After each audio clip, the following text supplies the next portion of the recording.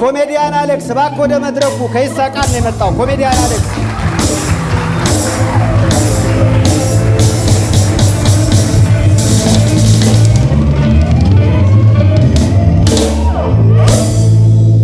እንኳን ደህና መጣህ አንበሳው እንኳን ደህና ቆየኝ ሰፊ የኳስ ሜዳ ልጅ ነህ አዎ ትውልዴም እድገቴም ያው ኳስ ሜዳ ሰፈር ልጆች በጣም ጨዋታ ይችላሉ ኳስ ሜዳ ሰፈር ልጆች አላችሁ ኳስ ሜዳ እና ካይሌ ኳሴ የሚሏቸው አሉ እንደውም እናንተ ሰፈር የሚጀምሩ ጨዋታዎች ናቸው ከተማ ውስጥ የሚገቡት ይሄ አራዳ ቋንቋ ብዙ ጊዜ ጨዋታኛ ሰፈር ይጀመርና ከዛ በኋላ ከ6 ወር ወይ ከአመት በኋላ ሌላ ቦታ ተሰማዋል እኛ ጋር ቆሟል አለው ኤክስፓየር ዴት አለው አንድ ወር ምናምን ከዛ በላይ አይቻል በጣም ይገርማችሁ አንድ የኳስ ሜዳ ልጅ ነው ቋንቋቸው ራሱ ግራ ያጋባል የሆኑ ሰዎች ይቀጥሩንና ቆይተን ይሄድ ነው የሆነ ቦታና ልክ ስንደርስ የቀጠሩ ሰዎች ሲወጡ ደረስን ማለት ነው ምን ቢል ጥሩ ነው ምን ዋጋ አለው እኛ ማይጠጥ እነሱ አይጠጥ ምን ዋጋ አለው እኛ መጣ እነሱ ወጡ ነው እኮ ምን ዋጋ አለው እኛ ማይጠጥ እነሱ አይጠጥ እንዲህ አይነት ጨዋታዎች አሉ የማስቀየስ ጨዋታ የምታስቀይሱበት ጨዋታ አለ ያው ቅየሳ ነው ያው ቅየሳውን ቆየ ረጅም ጊዜ ነው ሌላ ቦታ ግን አሁን እንደ አዲስ ክፍለ ሀገርም ገብቷል አሁን እንደዚህ መንገዱ ነው ወይስ ጨዋታው ቅየሳ ያው በጨዋታው በመንገዱ በኩል ነው እስኪ ቅየሳ ለምሳሌ ቅየሳ ምናልባት ላያውቁ ይችላሉና ነገራቸው እስኪ ማለት ቅየሳውን በመታነሳው ነገር ላይ ቃል አለ መጀመሪያ ቃል ነበር የምንቀይሰው ማለት ነው ከዛ ደግሞ ፊደል ሆነ ለምሳሌ ፊደል ስትል ካስትሮ ነው ይላል እንደዚህ ነው በቃል ነው ከዛ ደግሞ በፊደል ሆነ በአንድ ፊደል ሆነ ቱ ስትል ፓክ ነው አጥባላ ቱፓክ ይሆናል አንድ ላይ ማለት እና ማውራት አትችልም የሆነ ነገር ስታቆም ይቀጥላሉ እነሱ ምንም የሚገርም ሰው ራሱ ባያወራ አንድ ጓደኛችን በቀይሷል በግ ተገዝቶላቸው በጉ በሲል ግን ዋለው ራሱ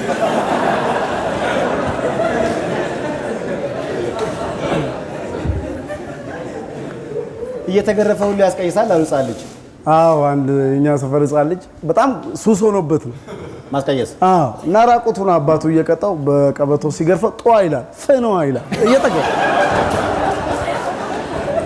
ጧፍ እንደውም አንድ በጣም የሚገርመኝ ትልቅ ሴትዮና ኳስ ሜዳው ከህፃን ልጅ እስከ ትልቅ ሰው ወቅታዊ ነው ብያለሁ እና ቀየሳ ይችላሉና አሮጊቷ የልጃቸው ጫማ ሪቡክ ይላል እና በጣም ከመረገጡ የተነሳ ሪኩም ሆኗል እና እየተከተሉ ዘመድ አይሉታል እሱ ሲል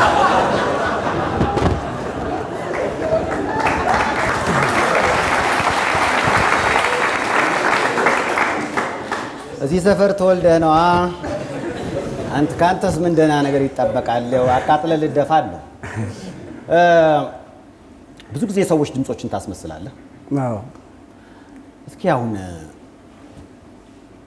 እንደውም ትዝ ይለኛል የአፍሪካ ዋንጫ ጊዜ ሳላህዲን ሪጎሬ ስቷል አይደል አዎ ደቡብ አፍሪካ ላይ የተጫወቱ የአፍሪካ ዋንጫ ሪጎሬ ስቷል እንደው የኢትዮጵያ ብሔራዊ ቡድን አሰልጣኝ አስናቀ ቢሆን ከሰው ለሰው ምን ሊል ይችላል ሳላህዲን ይሁን በቃ አሰልጣኝ እስኪ ይሁን አሰልጣኝ አስናቀ አሰልጣኝ ቢሆን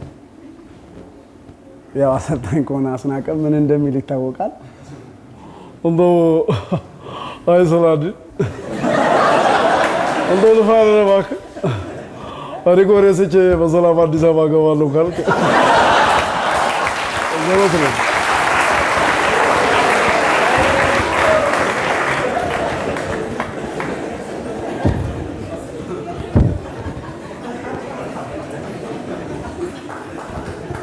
ሳላህዲን ሪጎሬስቶ አይገባ እሱ አሰልጣኝ ከሆነ አይታሰብም አማን ስድብ አለው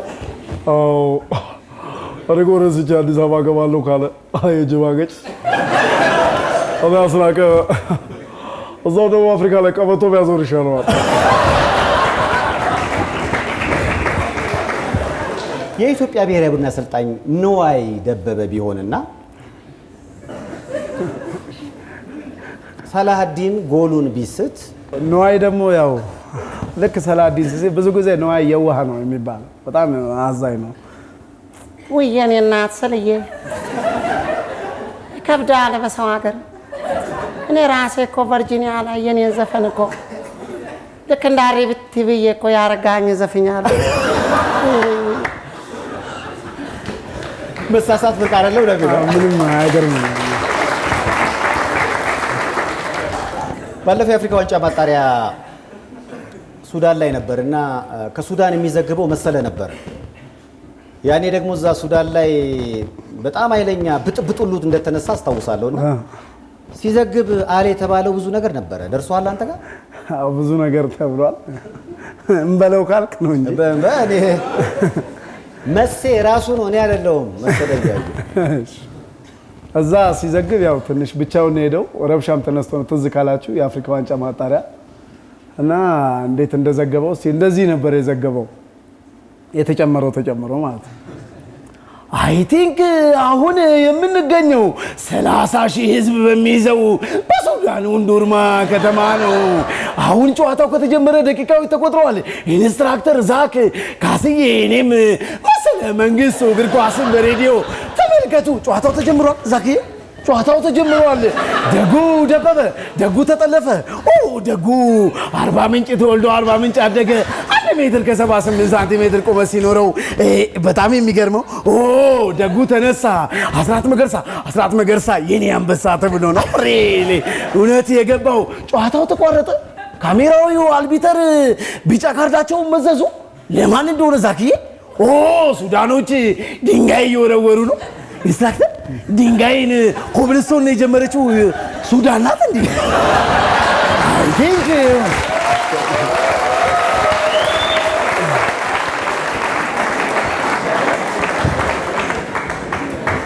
እንዲህ ኳስ ታስመስላለህ ግን ኳስ አታይም ይሉሃል። አትወድም እንደው ማን ነገረው? ያው ኳስ እኔ በጣም ማየትም መስማትም አልወድም ሰው ሲከራከረ። የሚገርመው ደግሞ ሰው የስፖርትን ነገር ነው የምሰራው እና የሰምታቸው ነው እና ይገርማቸዋል። በቃ አሁን መሰለን ከአንዴ በላይ ምናምን አልሰማም። በኢሚቴትም አንድ የሰማሁት በቃ ተውኩት። ከዛ አይ ቲንክ የሚለውን ቢቀይረውስ እንዴት ነው የምታውቀው? ከዛ ደግሞ እንግዲህ ወይ ራሱ ይነግረኛል። ብዙ ጊዜ የነበሩ ነገሮችን ትቀይርና ይሳቃል የምታቀርባቸው ብዙ ነገሮች አሉ። አሁን ሰሞኑን ቢጫ ኢትዮጵያ 2 ቢጫዋን ማስታወስ ባለመቻሏ ከዙሩን ያው እንግዲህ ተጨማሪ ጨዋታ እንድትጫወት ተደርጓል። ይህም በተመለከተ እንደው ሰለሞን ከኢትዮጵያ ቴሌቪዥን ራሱ አስናቀ እና ኢንስትራክተር ራሱ ምን ሊሉ ይችላሉ? መጀመሪያ ያው በእግር ኳስ ውስጥ በትንተና የምናውቀው አበበ ግደይ ነው እና ምን ሊል ይችላል ነው። ግን ቢሆን ኖሮ እንደዚህ ቢያወራ አበበ እንደው በጣም የማደንቀው እንትን ነው። ኳስ በጣም ከኳስ እንደውም ይፈጥናል ከውጤት የሱ ነው ይገኛል።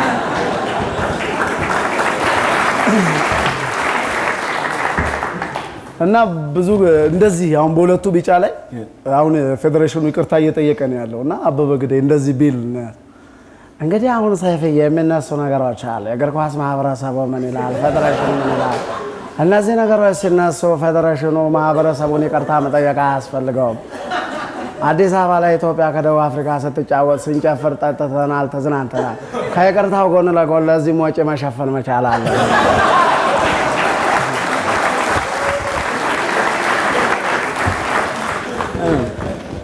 ከዛ ያው ሰለሞን እንደው ቢል ከኢትዮጵያ ቴሌቪዥን በይቅርታው ጉዳይ በይቅርታው ጉዳይ እና በሁለቱ ቢጫ ላይ በጣም ጋዜጠኞችም እየታሙ ነው።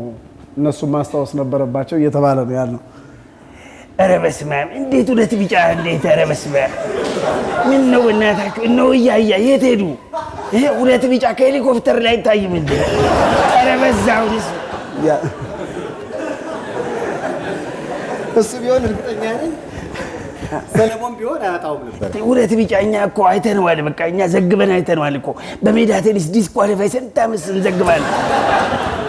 በሜዳ ቴኒስ እኮ ቢጫ የለም።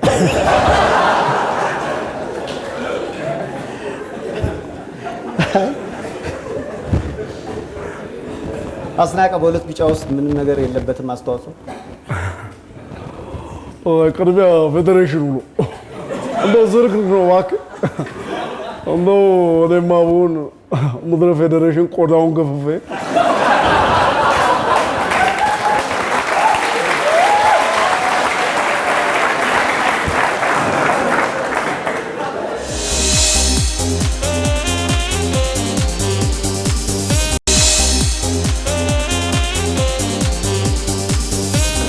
ጊዜ ድምፅ ማስመሰል ችግር አለው። ምክንያቱም ዝነኞቹ ያው ድምፅ ሲመስል የሰውየው የመስራት መጠን ነው የሚገለጸው አይደለ? የመወደድና የመታወቅ መጠን ይታወቃል በዛ ውስጥ። ተቃውሞ ያስነሳብህ አካል የለም? እስካሁን የለም ማለት ይችላል። አብዛኛው ነገር ግን አንዳንድ ኮምፕሌን የሚያነሱ ሰዎች አሉ። ከተለያየ ነገር ጋር ያያይዙባል። ግን ድምፅ ማስመሰል ለዛ ሰውዬ ፕሮሞሽን ነው፣ ትልቅ ማስታወቂያ ነው። የማያውቀው አሁን ለምሳሌ የሆነ ክልል ላይ እንትና አበበ ግደይን አያውቁትም።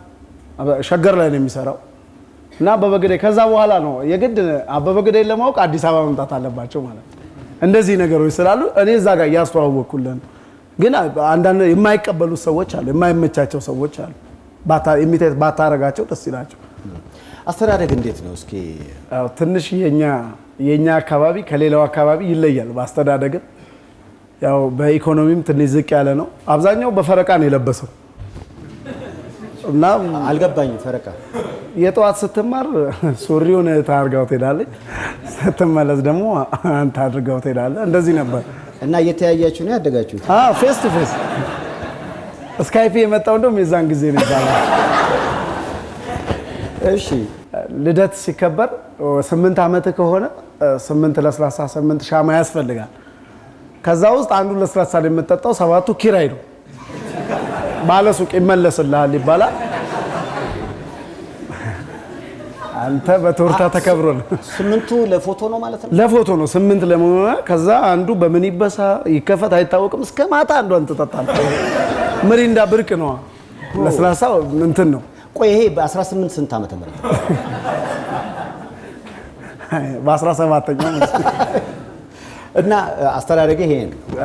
ከዛ ወደ አሁን እንዳልከው የኳስ ሜዳ የጨዋታ አዋቂዎች ሰፈር ነው። በጣም ተናጋሪዎች ናቸው። በጣም እንደውም ብየዋለሁ ሬዲዮ ላይ ካሁን በፊት ደረጀ ኮሜዲያኑን ያሉት ነገር በጣም በቃ ጠብ አይልም መሬት ላይ። እናንተ ሰፈር መኪናው ተበላሽቶ ቆሞ ሰው ገፍቶ እንኳን እርዳታ አይሰጥም። ምን ቢሉ ጥሩ ነው ተሰብስበው ደሬ ፎግራ ያስነሳት። ብዙ በተለይ አርቲስቶቻችንን ያው እዛ ኳስ ሜዳ ላይ ሁሉም ሰው ቀልደኛ ነው፣ ሁሉም ሰው ተናጋሪ ነው፣ ሁሉም ሰው ጨዋታ ያውቃል። ከዛ ውስጥ ለየት ያለ ቀልድ መቀለድ ካልቻልክ ማንም አይስቅልህ፣ ያፍርብሃል፣ ይበተናል። እንደዚህ ተሰብስቦ የነበረ ሰው ይሄዳል። አንዴ እንደውም አንድ ዘፋኝ ፖስተር ላይ ቀይ ኮት ለብሶ ምናምን የተነሳ ነው፣ ስሙን መጥቀስ ስለማልፈልግ ነው። እና አንድ ቪሲዲ ቤት ላይ በትልቁ ስቲከሩ ተለጥፏል። እዛው ጋር እንደዛው ለብሶ አገኙት። ወድቀ ነው እንዲህ ያሉት ከፖስተር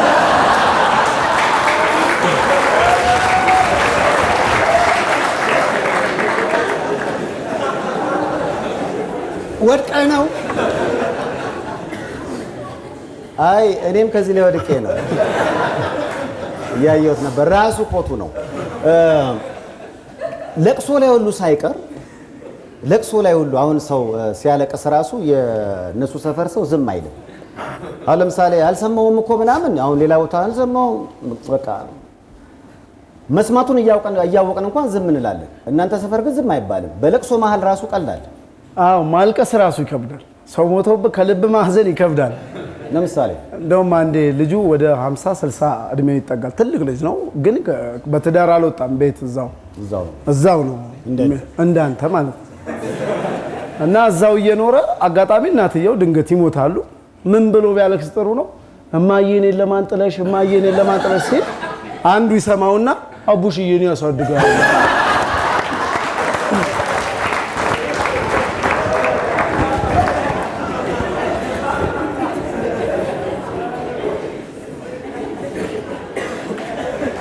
አዲስ ቪሲዲ አለ ሙታ? አዎ አሁን በወር በገባ በፈረንጆቹ የመጀመሪያው ቀን ላይ ሮብ ይሳቃል አለ ሸራተን ውስጥ ይሳቃል ኢንተርቴይንመንት። እዛ ላይ የተሰሩ ምርጥ ኮሜዲዎቹን ለማህበረሰቡ እዛ ጋር ለሚመጣው 500 300 ሰው ብቻ ሳይሆን ሌላውም የማህበረሰብ ክፍል በቀልዱን ማወቅ መሳቅ መዝናናት አለበት በሚል አብዛኛውን ነገር ጨርሰዋል። አሁን ወደ መውጣቱ አካባቢ ነው ያለው። ያው እንግዲህ ከአንድ ወር በኋላ ቪሲዲው እና ዲቪዲዮ ይወጣል ተብሎ ይጠበቃል። ልክ እንደነ ልጅ ያሬድ እንደነ ኮሜዲያን አብይ ሁሉ አዳዲስ ኮሜዲያንን እያመጣን ማበረታታት አለብን በሚል ነው። ኮሜዲያን አሌክስ እንዴት ነበረ?